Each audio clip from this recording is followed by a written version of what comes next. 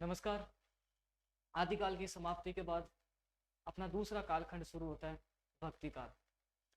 भक्ति काल आदिकाल के बाद का जो काल है, ये जो नामकरण हुआ भक्ति काल का, जैसा हमने नामकरण में पढ़ा था कि आदिकाल का आदिकाल नाम हजारी प्रसाद द्विवेदी ने दिया था, लेकिन भक्ति काल का जो भक्ति काल नाम है वो आचार्य रामचंद्र शुक्ल का ही मान्य है। शुक्ल का ही मान्य होने का तात्पर्य यहाँ यह है कि नागरिक प्रचारणी सभा के द्वारा जो नामकरण स्वीकार किए गए, उसमें रामचंद्र शुक्ल का मत को सर्वमान्य मत यह माना गया और इस हिंदी साहित्य के इतिहास के दूसरे पड़ाव को, पूर्व मध्य काल को भक्ति काल नाम एक मत से स्वीकार किया गया। आइए भक्ति काल के बारे में अध्ययन करते हैं। देखिए, भक्ति काल जो था उसके बारे में सबसे पहले हम समय सीमा आपको बताने की वैसे ज़्यादा ज़रूरत नहीं है, हमने शुरुआत में चर्चा कर ली समय सीमा। फिर भी एक बार आप देख सकते हैं भक्ति काल समय सीमा विक्रम संवत के अकॉर्डिंग चलें तो 1375 विक्रम संवत से, और ये भक्ति काल चलता है आपके 1700 विक्रम संवत तक। यह है भक्ति काल की समय सीमा 1375 से 1700 विक्रम संवत तक। तो यहाँ हम देखेंगे कि भक्ति काल का नाम क्यों पड़ा, भक्ति काल ही क्यों, कोई अन्य नामकरण क्यों नहीं। तो ऐसा माना जाता है कि इस कालखंड में भक्ति का उद्भव हुआ था। तो जो भक्ति का उद्भव हुआ, तो भक्ति शब्द का उद्भव कहाँ से होता है, इसका थोड़े से हम चर्चा कर लेते हैं, उसके बाद में पढ़ते हैं। देखो, भक्ति शब्द की जो प्रथम हमें उल्लेख मिलता है, भक्ति शब्द का प्रथम उल्लेख मिलता है, वो मिलता है भक्ति शब्द का प्रथम उल्लेख मिलता है वो मिलता है आपको उपनिषद में। उपनिषद की भी अगर बात की जाए कि कौन से उपनिषद में, तो वो मिलता है श्वेता श्वेत उपनिषद। श्वेता श्वेत उपनिषद है एक, उपनिषदों में एक श्वेता श्वेत उपनिषद है, उसमें भक्ति शब्द का सर्वप्रथम उल्लेख मिलता है और प्रथम भक्त जो है नारद माने जाते हैं। और अगर एक चीज और जोड़े इसमें कि भक्ति शब्द की उत्पत्ति हुई है वो भज धातु से हुई, ठीक है, ये छोटी सी बात। इसके बाद में भक्ति काल हिंदी साहित्य का स्वर्ण युग है, ये बात जॉर्ज गिरियर्सन ने कही थी। ये भी महत्वपूर्ण बिंदु है, भक्ति है वो हिंदी साहित्य का स्वर्ण युग है। इसको भी हम देखेंगे कि भक्ति हिंदी साहित्य का स्वर्ण युग कैसे है। पहला पॉइंट तो ये हुआ भक्ति शब्द की। उसके बाद में भक्ति शब्द किससे बना है, भज धातु से। और भक्ति काल हिंदी साहित्य का स्वर्ण युग है, ये भी हम देखेंगे कि भक्ति काल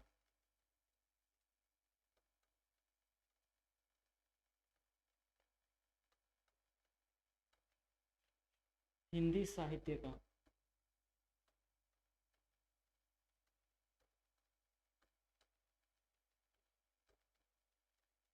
स्वर्ण युग।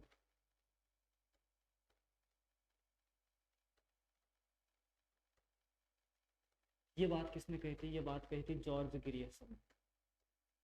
जॉर्ज गिरियर्सन ने अपने हिंदी साहित्य का जो इतिहास लिखा था उसमें कहा था कि भक्ति काल हिंदी साहित्य का स्वर्ण युग।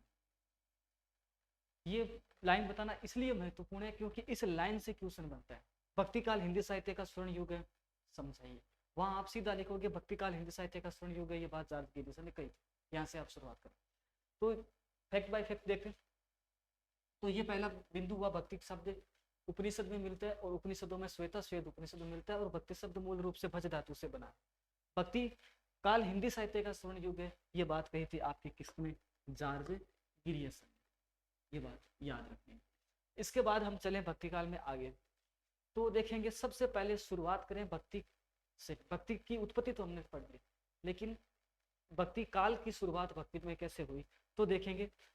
हम एक बार एक थोड़ा मैप से समझते हैं, थोड़ा सा समझें इस बिंदु का, अच्छा बिंदु रहेगा, समझने की दृष्टि से बहुत महत्वपूर्ण रहेगा। और थोड़ा सा इसको हम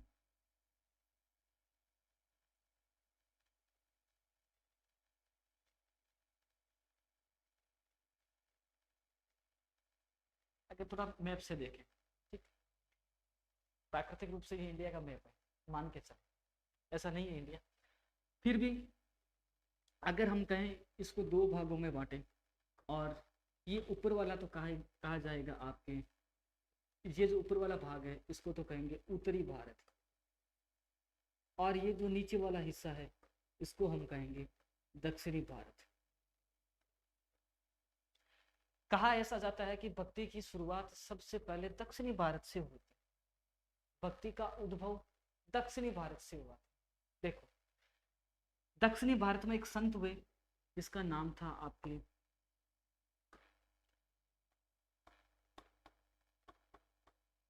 आचार्य रामानुज, या इसको कहा जाता है रामानुजाचार्य। रामानुजाचार्य ने दक्षिणी भारत में राम काव्य के आधार पर भक्ति की शुरुआत की थी। रामानुज के आगे जाके शिष्य हुए रामानंद। हालांकि काफी आगे की पीढ़ियों में थे रामानंद। रामानंद के आगे जाके 12 शिष्य हुए। रामानंद के आगे जाके 12 शिष्य हुए। रामानंद के जो 12 शिष्य हुए थे उनमें जो महत्वपूर्ण थे उसमें नाम आता है संत पीपा का, टोंक के धुवन गांव टोंक के संत धन्ना का, इसके अलावा नरहरि, इसके अलावा सुरसुरी, इसके अलावा रैदास, इसके अलावा संत पीपा आ गए, संत कबीर, इसके अलावा संत सेना। तो कुल मिला के 12 शिष्यों के नाम आते हैं, है ना। सुर हरियानंद भी आते हैं, एक सुरसुरी, एक सुर हरियानंद भी आते हैं।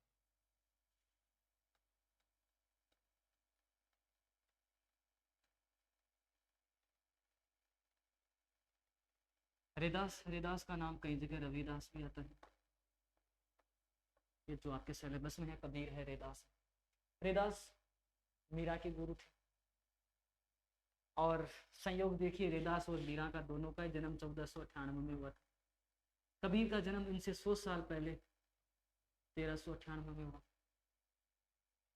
तो देखो, ये जो नरहरि थे ये आचार्य तुलसीदास जी के गुरु थे। ध्यान से देखें, ये जो नरहरि है वो तुलसीदास के गुरु थे। कबीर दास जी थे वो रामानंद के गुरु थे। इन्होंने आगे जाके भक्ति काल में सगुण भक्ति धारा का प्रतिनिधित्व किया था तुलसीदास, और निर्गुण भक्ति धारा का प्रतिनिधित्व किया था कबीर ने। देखो, एक ही गुरु के शिष्य परंपरा में अलग अलग वैचारिक मतभेद, अलग अलग विचारधारा सामने आती है। रामानंद के 12 शिष्य हुए।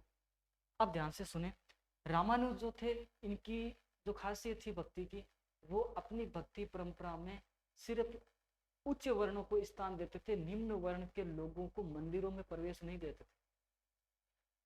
इसी बात को लेकर मतभेद रामानंद को था। हालांकि रामानुज के शिष्य परंपरा में थे, लेकिन रामानंद ने रामानुज की उस शिष्य परंपरा के उस तरीके को तोड़ा, उस तरीके को छोड़ दिया जिसमें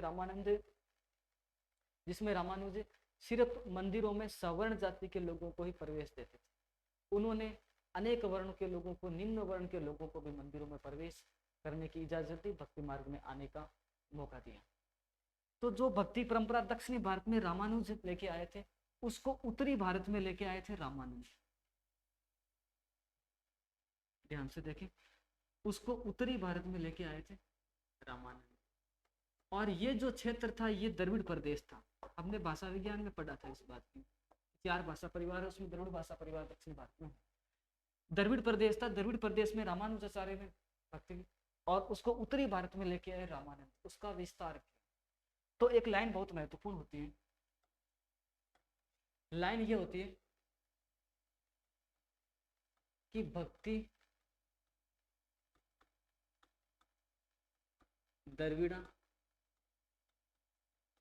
उपजी लायो रामानंद।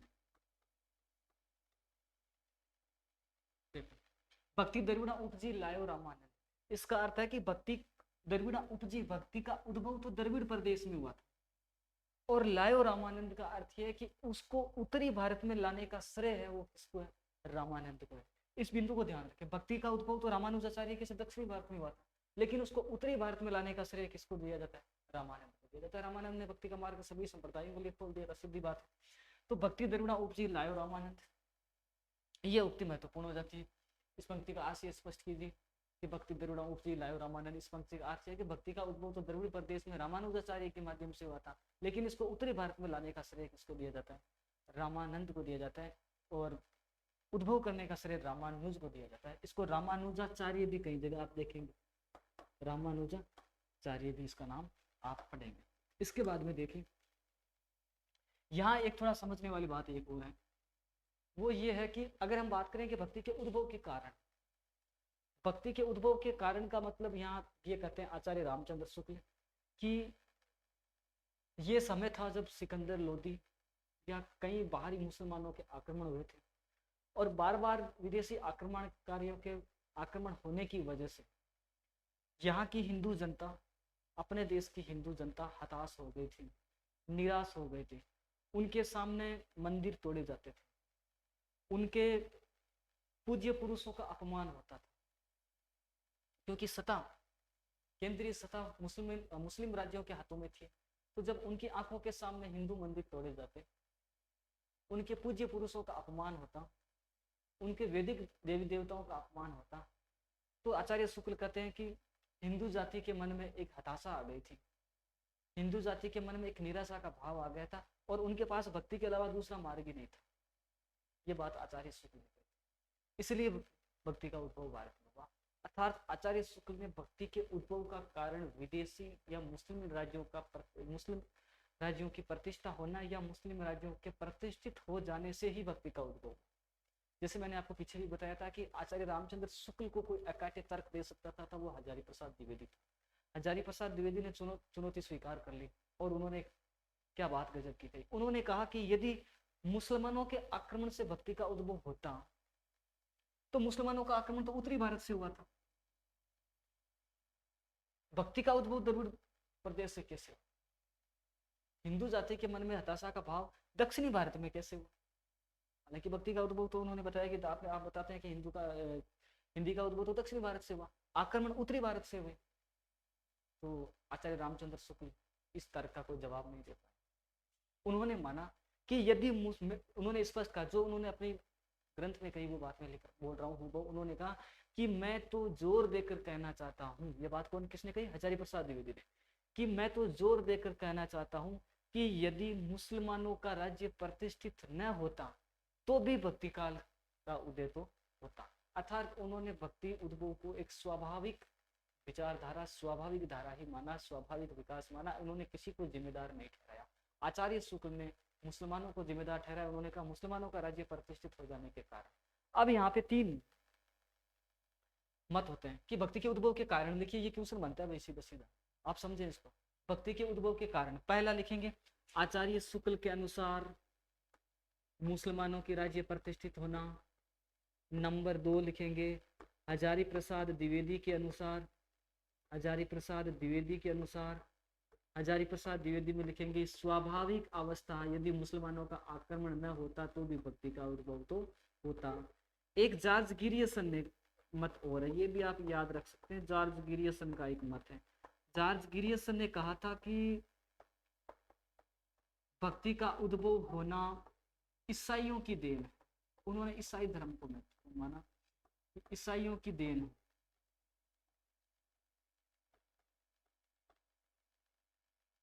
तो यहाँ हमने पढ़ा भक्ति के उद्भव के कारण, 3 कारण याद रखने। आचार्य शुक्ल के अनुसार मुसलमानों का राज्य प्रतिष्ठित होना, हजारी प्रसाद द्विवेदी के अनुसार स्वाभाविक अवस्था, जॉर्ज गिरियसन के अनुसार ईसाइयों की वजह से या ईसाइयों की देन। तो हमने ये चीजें यहाँ पे बहुत अच्छे तरह से पढ़ी। हाँ, इस चीज को आप एक बार लिख लें, स्क्रीनशॉट ले लें इसका। उसके बाद में हम आगे बढ़ते हैं भक्ति काल में। जो भक्ति काल का उद्भव और जो विकास हुआ था वो किस तरह से हुआ था, भक्ति काल का वर्गीकरण आचार्य शुक्ल ने किस तरह से किया वो देखें। आचार्य शुक्ल ने भक्ति काल के वर्गीकरण से संबंधित, आचार्य शुक्ल ने नहीं कई विद्वानों ने इस भक्ति काल पर वर्गीकरण का आधार बताया। इस वर्गीकरण का आधार बताए 2। उन्होंने कहा भक्ति का स्वरूप 2 रूपों में था। एक वो थी सगुण भक्ति,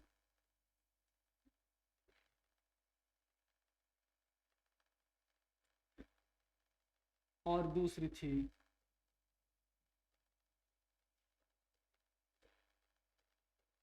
निर्गुण भक्ति। निर्गुण का मतलब बिना गुण का, जो भगवान की भक्ति में गुणों में विश्वास नहीं करता, और जो भगवान की भक्ति गुणों सहित करता है, सगुण करता है। गुणों सहित का मतलब है कि जो भगवान के अवतारवाद में विश्वास करता है, जो भगवान की मूर्ति पूजा में विश्वास करता है, वो सगुण भक्ति काव्य धारा में आएगा। और जो अवतारवाद, मूर्ति पूजा, तीर्थ यात्रा में विश्वास नहीं करता है, वो निर्गुण में आएगा। आगे जाके सगुण भक्ति धारा दो भागों में बटी, और निर्गुण भक्ति धारा भी दो भागों में बटी। हालांकि कालक्रम से निर्गुण धारा पहले आती है।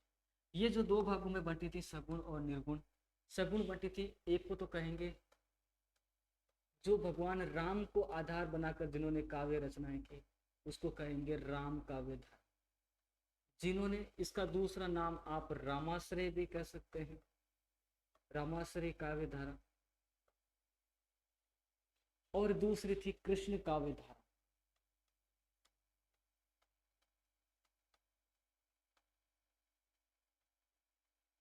इसको आप कृष्णाश्रय भी कह सकते हैं।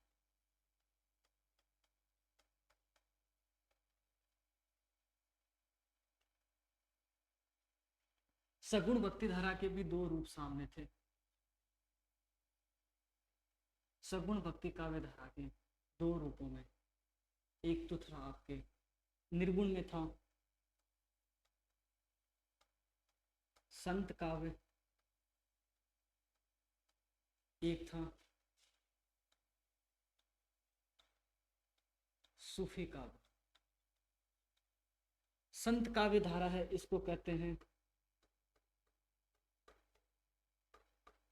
ज्ञानाश्रय काव्य धारा, और सूफी काव्य धारा है, इसको कहते हैं प्रेमाश्रय काव्य धारा।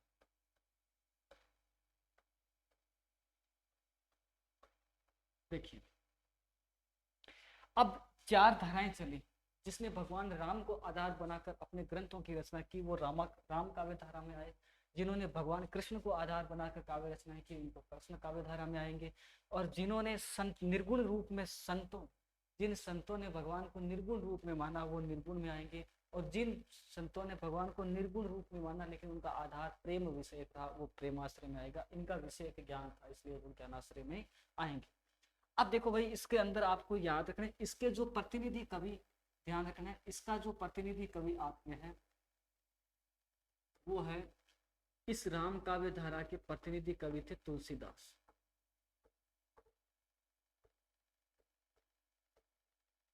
लो, ये रहे तुलसीदास। कृष्ण काव्य धारा के प्रतिनिधि कवि रहेंगे आपके सूरदास। ये लो भाई, सूरदास।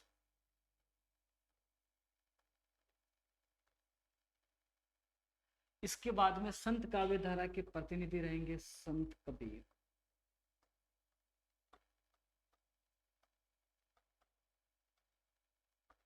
और सूफी काव्य धारा के प्रतिनिधि कवि रहेंगे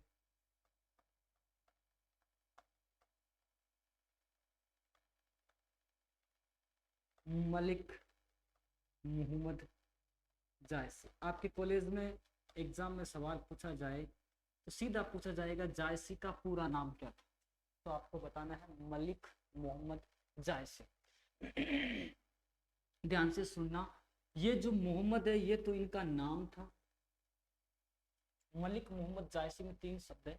मोहम्मद तो इनका नाम था, मलिक इनके पिता का नाम था, और जायस ये गांव के रहने वाले थे, इसलिए उनको जायसी कहता। मलिक मोहम्मद जायसी। मोहम्मद इनका खुद का नाम था, मलिक इनके पिता का नाम था, इसलिए आगे मलिक नाम लिखा। जायस गांव के ये रहने वाले थे, इसलिए इनको जायसी कहा जाता था, इसलिए इनका पूरा नाम हो गया भाई मलिक मोहम्मद जायसी। अब हम सबसे पहले देखो राम काव्य धारा, कृष्ण काव्य धारा, संत काव्य धारा और प्रेमाश्रय काव्य धारा में प्रतिनिधि कवि ध्यान रखेंगे। राम काव्य धारा के प्रतिनिधि कवि थे तुलसीदास, कृष्ण काव्य धारा के प्रतिनिधि कवि थे सूरदास, संत काव्य धारा के प्रतिनिधि कवि थे संत कबीर, और प्रेमाश्रय काव्य धारा क्या हम कह सकते हैं कि सूफी काव्य धारा के प्रतिनिधि कवि थे मलिक मोहम्मद जायसी। अब इन चारों का थोड़ा थोड़ा अध्ययन करना पड़ेगा और उनकी हमें प्रवृत्तियां देखनी पड़ेगी, उनकी कुछ रचनाओं को भी समझना भी पड़ेगा, क्योंकि क्वेश्चन जब आएगा तो सीधा पूछा जाएगा रामेश्वरी काव्य धारा को समझाइए, तो इसके अंदर आपको काफी कुछ सामग्री लिखनी पड़ती है। और सीधा ऐसा संत काव्य का वर्तमान समाज पर क्या प्रभाव है, तो भी उनकी तुलनात्मक विवेचन हमें करना पड़ेगा। देखो सबसे पहले हम यहाँ से बड़े संत से शुरुआत करते हैं, संत कबीर से शुरुआत करते हैं। एक बार इसको आप लिखने की दृष्टि से अपना व्यवस्थित कर लीजिए। आगे देखिए संत कबीर। हम संत कबीर के बारे में देखते हैं। वाह भाई, संत कबीर।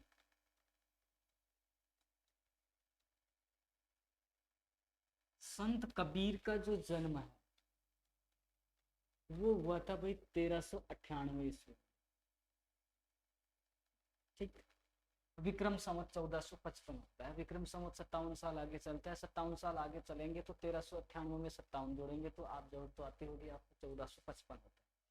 तो 1398 ईस्वी में कबीर का जन्म हुआ था। इनके 100 साल बाद 1498 में मीरा का और रैदास का जन्म हुआ था। मीरा रैदास के गुरु थे। गुरु और शिष्य का एक ही साल जन्म हुआ था 1498 में। क्लियर हो गया? ठीक है। 1398 में संत कबीर का जन्म हुआ था। कहा जाता है कि इनका जन्म है, संत कबीर का जन्म है एक विधवा ब्राह्मणी के हो गया था। अब भाई विधवा ब्राह्मणी के संत कबीर का जन्म हो गया। जब ब्राह्मणी विधवा थी तो कबीर कहाँ से आए, ये सब समझ में नहीं आया। ब्राह्मणी खुद के भी नहीं आए भाई। विधवा ब्राह्मणी के यहाँ घर जन्म हुआ, तो विधवा के घर जन्म होना तो आप समझ सकते हैं। तो ये बात खुद विधवा ब्राह्मणी को पता नहीं चलती कि भाई मेरे यहाँ कबीर का कैसे जन्म हो रहा है।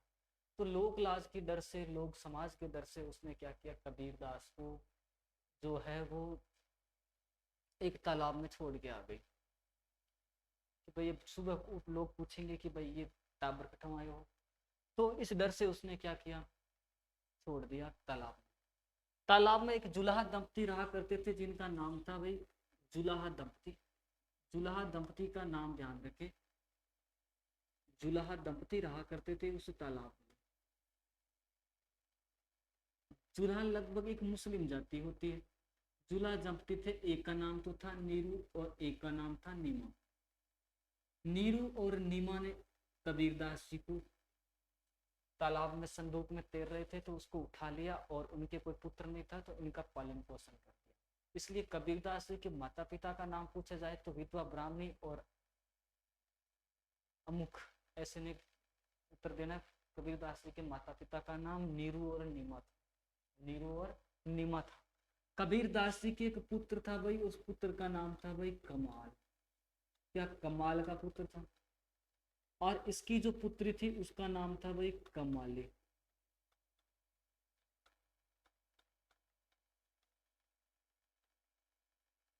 एक पुत्र का नाम कमाल, एक पुत्री का नाम कमाल।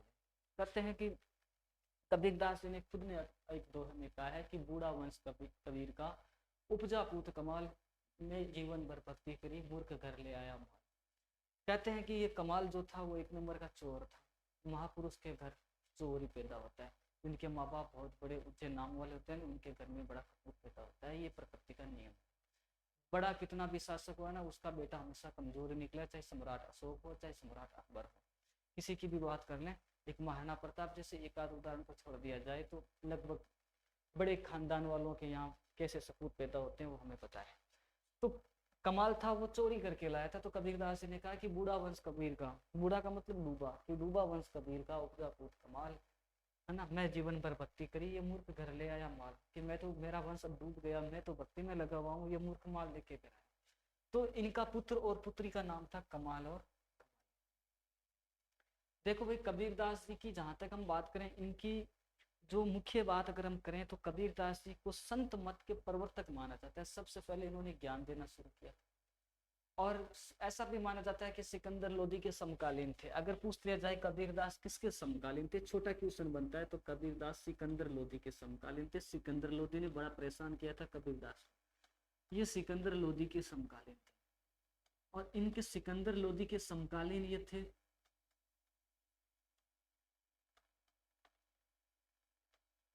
लेकिन कबीरदास जी द्वारा, कबीरदास जी को सिकंदर लोधी के द्वारा कबीरदास जी को मारने के लिए तरह तरह की यातनाएं दी गई थी। लेकिन कबीरदास जी कभी भी हिम्मत नहीं हारे, लगातार जो है वो अंधविश्वासों के खिलाफ, कुरीतियों के खिलाफ बोलते रहे। कबीरदास जी के एक गुरु का नाम पूछा जाए, अगर आपको पूछ लिया जाए कबीरदास जी के गुरु का नाम, तो हमने पढ़ चुके हैं रामानंद की शिष्य परंपरा में थे, तो इनके गुरु का नाम रामानंद। देखो कबीरदास जी का जितना जैसा जन्म हुआ गुरु भी वैसे मिले थे। तालाब के किनारे, तालाब बड़ा लकी था इनका, वहीं उनका जन्म हो गया, वहीं उनको छोड़ के आ गए और वहीं पे उनको गुरु मिल गए। कहते हैं कि रामानंद जी सुबह सुबह जाते थे तो नहाने के लिए, कबीरदास जी रोजाना जाते और कहते कि मुझे गुरु बना लो, लेकिन रामानंद जी मना कर देते कि भाई मैं गुरु नहीं बनाऊंगा, और तुझे तो विशेष रूप से नहीं बनाऊंगा, कोई मुझे पूछेगा तेरे गुरु का बाप कहाँ है, तेरे चेले का पिता कौन है, तो मेरे समस्या हो जाएगी। तो कबीरदास जी ने सोचा कि क्या किया जाए, तो एक बार रामानंद जी सुबह सुबह नहाने के लिए जा रहे थे, तो कबीरदास जी तालाब की सीढ़ियों में सो गए थे। रामानंद जैसे ही सीढ़ियों से तालाब में नहाने के लिए जा रहे थे, तो उसी समय रामानंद जी का पैर कबीरदास जी को लग गया और रामानंद जी का राम राम राम राम ये कौन। और पहले गुरु बनाने का एक ही तरीका होता था कि गुरु शिष्य को कान के अंदर या धीरे से राम का नाम सुना देता था तो वो गुरु मान लिया जाता था। तो जैसे ही उन्होंने राम राम राम कहा, कबीरदास जी ने कहा देखो भाई मैं तो शिष्य बन गया, आपने राम नाम बोल दिया। तो इस तरह से कबीरदास जी क्या बन गए, शिष्य बन गए, किसके, रामानंद के। अब आता है कि कबीर की भाषा कौन सी। कबीर की भाषा है वो, भाषा से संबंधित सवाल भी अच्छे बनते हैं। कबीर की सीधी भाषा पूछ लिया जाए तो आपको कहना है कि कबीर की भाषा है वो सद्दुकड़ी है, साधुओं की भाषा थी इसलिए इसको सद्दुकड़ी कहा जाता था। एक नाम और आता है कबीर की भाषा से संबंधित, कबीर की भाषा को पंचमेल खींचड़ी कहा जाता है। 5 भाषाओं का मिश्रण है इसलिए इसको पंचमेल, 5 भाषाओं का मेल इसलिए इसको कहा जाता है भाई पंचमेल खींचड़ी। देखो सद्दुकड़ी भाषा तो कहा था, इसको आपके क्या नाम है उसका, पंचमेल खींचड़ी जो है ये नाम आपको मिलेगा ज्यादातर, जैसे श्याम सुंदर दास का नाम आता है, आचार्य शुक्ल ने उसको सद्दुकड़ी कहा था, जो भी है। तो कबीरदास जो थे उनका काव्य था, कबीरदास एक समाज सुधारक थे। सबसे पहले ध्यान रखें, क्या कबीरदास एक कवि थे, तो कबीरदास कवि नहीं थे, यानी कविता लिखना उनका उद्देश्य नहीं था, उनका उद्देश्य था समाज को सुधारना। तो ये कवि नहीं थे भाई, ये कबीरदास थे वो एक समाज सुधारक थे,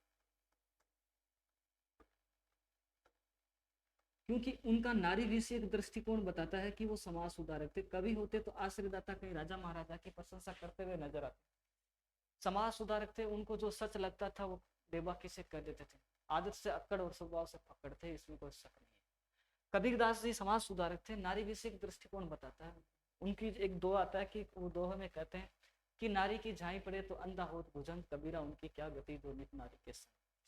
यानी नारी की झाई पड़े तो अंधा होत भुजंग, कबीरा कहते हैं, कबीरदास जी कहते हैं कि नारी की परछाई मात्र पड़ने से सांप भुजंग, अंधा हो तो भुजंग, भुजंग सांप को होता है कि सांप अंधा हो जाता है, कबीरा उनकी क्या गति जो नित नारी के संग।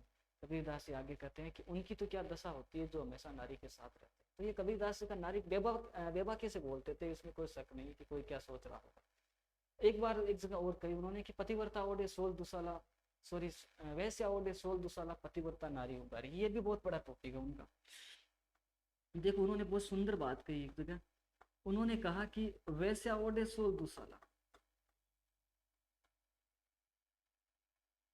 वैश्या ओढ़े 16 दुसाला,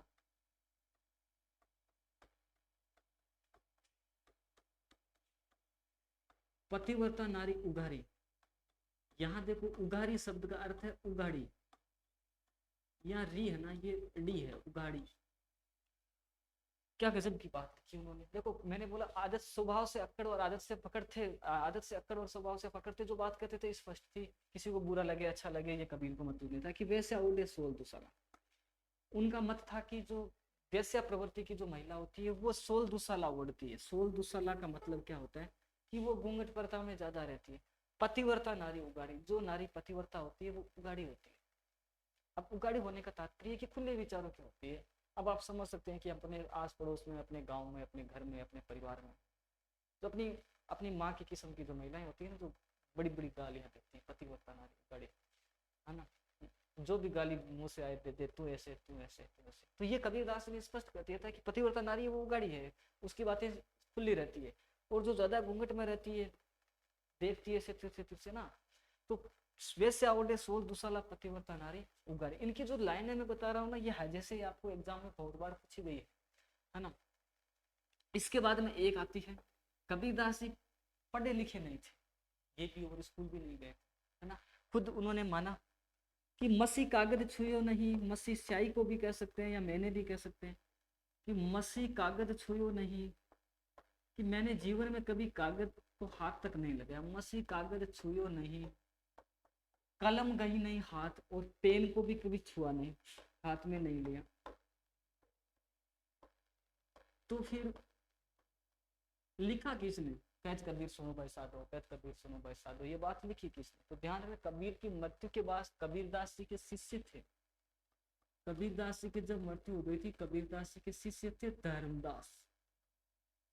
इस धर्मदास ने ग्रंथ लिखा था बीजक, और ये बीजक, इस बीजक ग्रंथ में कबीरदास जी की रचनाओं को शामिल किया था साखियों के रूप में, शब्द के रूप में और रमैनियों के।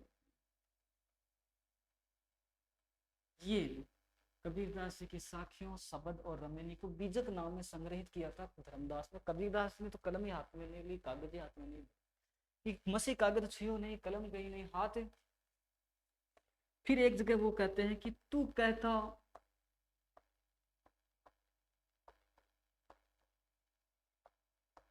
कागज की लेखी, मैं कहता आंखों से आंखन देखी।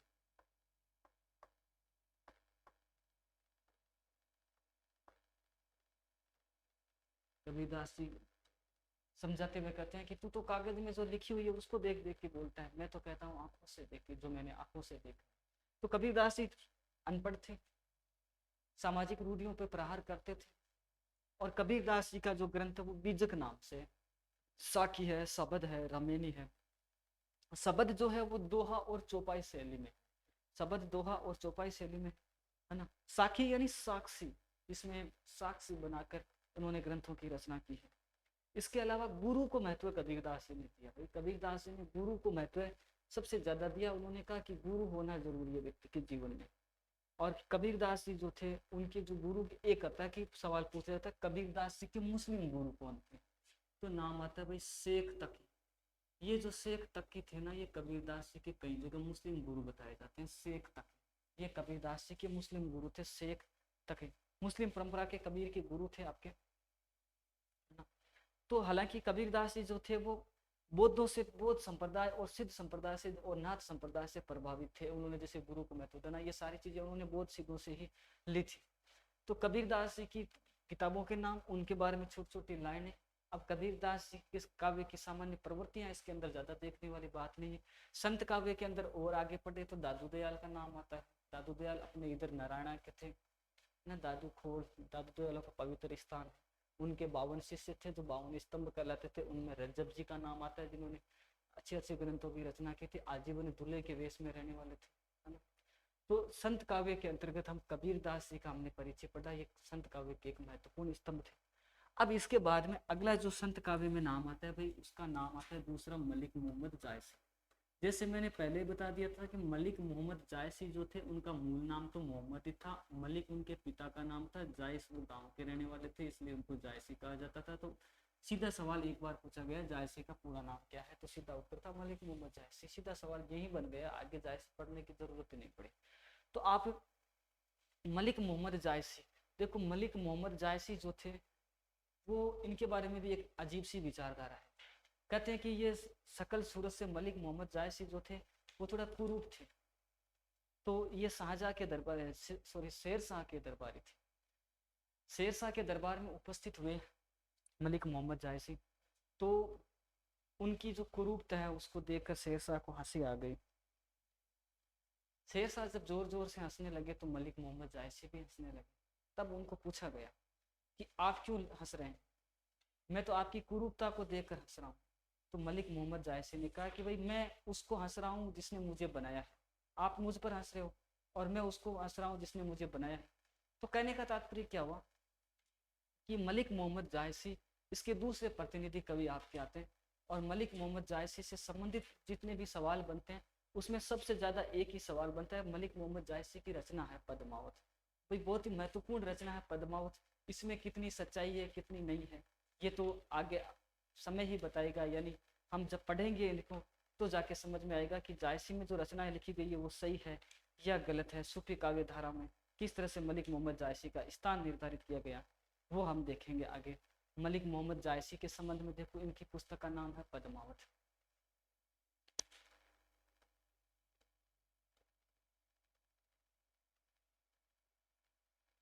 1540 में लिखा गया। पद्मिनी का बड़ा विस्तार से वर्णन किया मलिक मोहम्मद जायसी। मलिक मोहम्मद जायसी ने कहा है कि जो पद्मावत है इसकी रचना आपके जो है की गई थी, उसका उद्देश्य क्या था? सिर्फ पद्मिनी की प्रशंसा करना ही उसका उद्देश्य नहीं। इसमें काफी अन्योक्तिपरक काव्य रचनाएं हैं जिसको हम अगले वीडियो में पढ़ेंगे, क्योंकि इसका वीडियो थोड़ा लंबा हो जाएगा। तो अगले वीडियो में हम इसको रचना पढ़ेंगे। तब तक के लिए धन्यवाद।